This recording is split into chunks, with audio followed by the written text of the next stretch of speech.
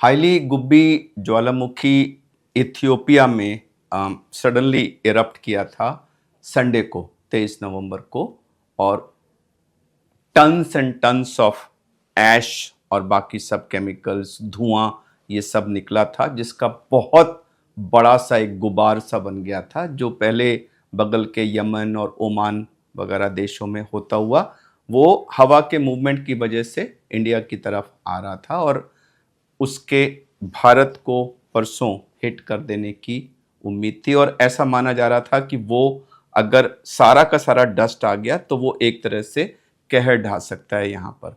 लेकिन वास्तव में क्या हुआ कि वो काफ़ी हाइट पे चला गया था, कोई 35,000 से 45,000 फीट के बीच के एरिया में, जहाँ से वो नीचे की तरफ उसके पार्टिकल्स वगैरह नहीं आए हैं। तो इसने फ्लाइट्स में तो बहुत डिसरप्शन किया है, बट जहां तक और एक और काम किया है कि धूप को, जो धूप की किरणें आती हैं उनको भी आने से रोका है। तो जनरली थोड़ा सा लाइट कम रही है, बट जो हेल्थ या AQI वगैरह पे जो पोल्यूशन वाले इम्प्लीकेशन सोचे जा रहे थे, वो जैसा अंदेशा था अभी तक वैसा नहीं हुआ है। और यह माना जा रहा है हमारे मेट डिपार्टमेंट की तरफ से कि शायद यह कल रात या आज सुबह तक भारत की सीमा के ऊपर ही ऊपर पार करते हुए चाइना की तरफ चला गया है। तो शायद यह खतरा टल चुका है, लेकिन फिर भी हम सबको सचेत रहना है। अगर एकदम से धुंध छा जाए या कालापन हो जाए या माहौल एकदम से काला सा हवाएं वगैरह में हो जाएं, तो हम सबको तुरंत घर के अंदर रहना चाहिए। बाहर निकलने से पहले बाहर की AQI का और टीवी रेडियो वगैरह पर बाहर कैसे हालात हैं यह पता करके तब ही घर से बाहर निकलना चाहिए। 1-2 दिन और हमें सावधानी रखने की ज़रूरत है।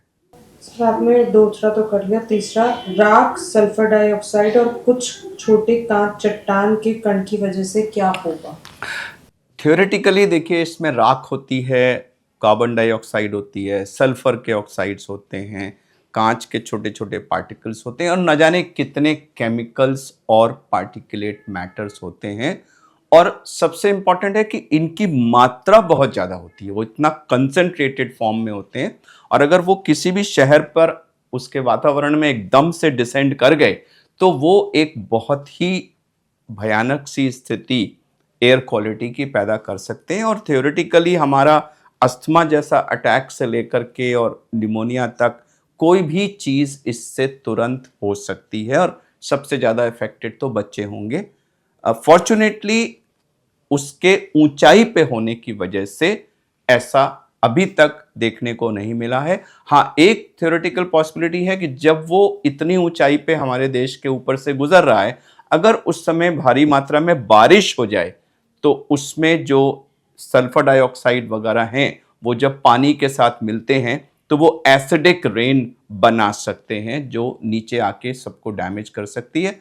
अगेन फॉर्चुनेटली अभी तक ऐसा हुआ नहीं है। कैसे रखें अपने आप को सुरक्षित?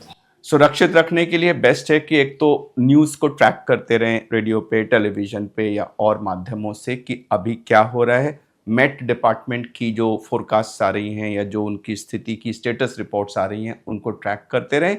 और अगर कोई भी ऐसी वार्निंग सरकारी एजेंसीज की तरफ से इशू की जाती है, तब तुरंत सबसे पहला काम होगा हम सबको इंडोर्स रहना चाहिए, बाहर नहीं निकलना चाहिए, बच्चों को खासकर से इंडोर रखना चाहिए। लेकिन फॉर्चुनेटली अभी तक ऐसा कुछ किए जाने का कोई सिग्नल या कोई संभावना अभी तक नहीं है। फिर भी हमें अगले कुछ और दिन तक इस पर क्लोज वॉच रखना ज़रूरी है।